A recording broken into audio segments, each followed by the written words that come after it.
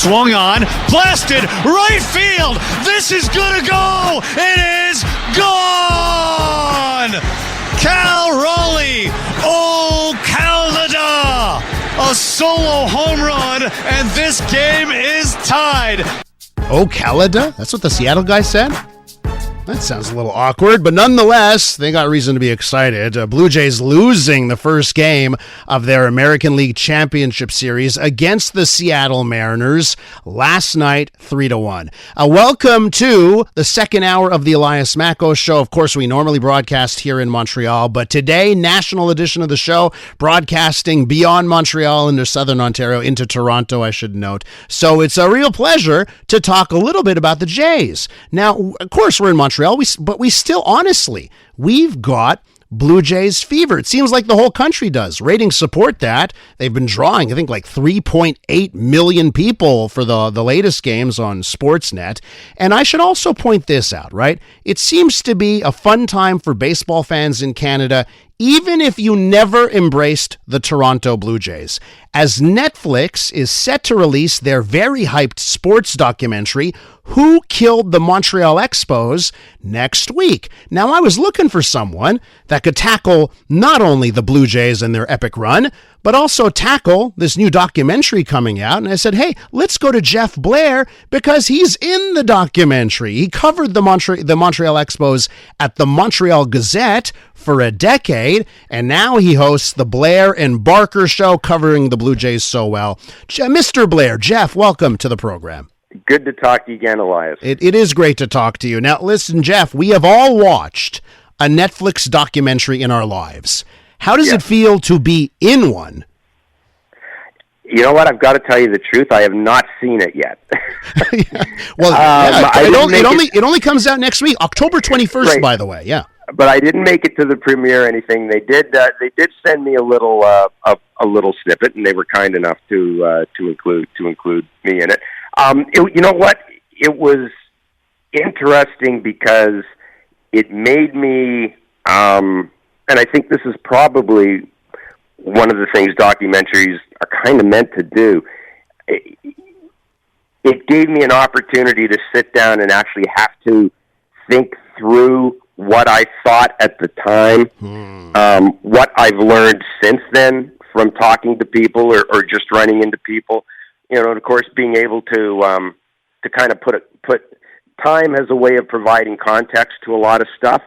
And it was funny, but when I sat down to do that documentary, I felt this is actually the first time that I think I have a handle on what actually happened. You know, I was relatively comfortable with it. But I mean, I can tell you the folks who did the documentary, you know, they spent a lot of money to get it done. They traveled all over the place. They did in-person interviews with the people they needed to speak to. So I was really excited once I found out, you know, how serious they were about it, that they weren't just going to do kind of a quick brush over of, you know, of the history of the team and attempt to go beyond some of the sort of what I think are some of the common narratives that, quite frankly, aren't entirely accurate.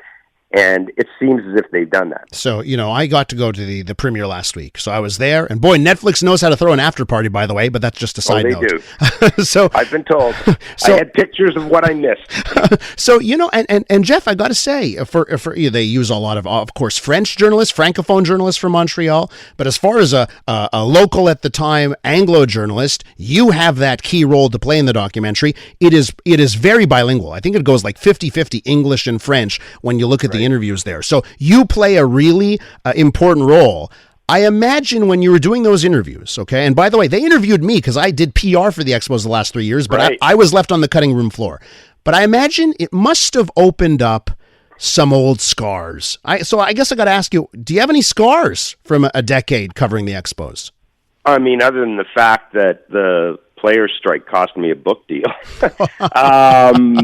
you know, not really scars. I mean, listen, what bothers me about the whole thing, first of all, I loved living in Montreal. I loved working in Montreal. When we retire, we're probably going to retire in Montreal. So I really have an affinity for the city. I love the Expos. It's where I learned to love baseball because when I went to the Gazette, I hadn't covered baseball before, so I really had to get a crash course in the sport, and I did it, through the lens of covering the Expos. What I guess kind of bothers me is I think if in this day and age, I think the Expos probably would have survived in Montreal. I think they would have had a new ballpark built, and who knows, maybe you would have had a World Series in Montreal, because I think the business climate now compared to the business climate back then is completely different. There was that transition phase, the Nordique leaving Quebec City. I mean, the Montreal Canadiens, for God's sake, were owned by Americans at one point. Yeah. Right? Yeah. Never in my life did I think I'd see that happen. But I think the Montreal business community, I think the economy has changed so that if we could somehow take where the Expos were then and put them in Montreal now, I have absolutely no doubt the team would be a success. The team would be drawing well. There'd be a new ballpark. And, you'd be spending summer nights watching baseball in Montreal. And I don't know if that's a scar, but that kind of bothers me. The other thing that really bothers me, and I don't know if this made the documentary, but you know what? When I covered the Expos for the Gazette, I think I was unduly harsh on Claude Brochu. I think a lot of us were. At the time, I think we thought this was a guy that didn't have any money. He had good intentions, but he really didn't know what he was doing. He was kind of a Pollyanna. And in hindsight, and again, after talking to people and after seeing what transpired when Jeffrey Loria took over, I kind of feel as if I was unduly harsh on Claude. Well, and I think a lot of people probably would feel the same way. Jeff, I'll tell you, I think the documentary is remarkably fair as they try and figure out who killed the Montreal Expos. They live up to the name of the title of the documentary. I think they're fair, and I can't wait for the whole world to see it on October 21st. With Jeff Blair, of course, he covered the Expos, but now he covers the Blue Jays. So let's talk about the Jays. What happened last night, Jeff? Why couldn't they get the bats working? I mean, one team played a 15-inning game 48 hours earlier and had a transcontinental flight and got into Toronto at 10 o'clock, and the other team was sitting at home for a couple of days, resting, and you couldn't tell which of those two teams was sitting at home and which of those two teams had played the game and had traveled across the country. They were just really flat. Credit to Bryce Miller, Seattle's pitcher, who did a very good job of taking them out of the game. He was pitching on short rest. The Mariners were shorthanded because they basically used every healthy pitcher in that 15-inning game. And he was going to be out there for 6 innings come hell or high water. And he was really good. He kept the Expos off balance. He threw all his pitches. He had really good command of his split-fingered pitch, which I think probably surprised the Jays a little bit. And Cal Raleigh, I mean, he kills the Blue Jays. I think that's 9 home runs now at the Rogers Center in something like 16 games. That was a game the Jays had to win because it's the one pitching matchup in this series that really heavily favored them. And, they'll have a rookie going today in Trey Yesavich. He's awfully good, but they're going to face Logan Gilbert, the Mariners, who's really good.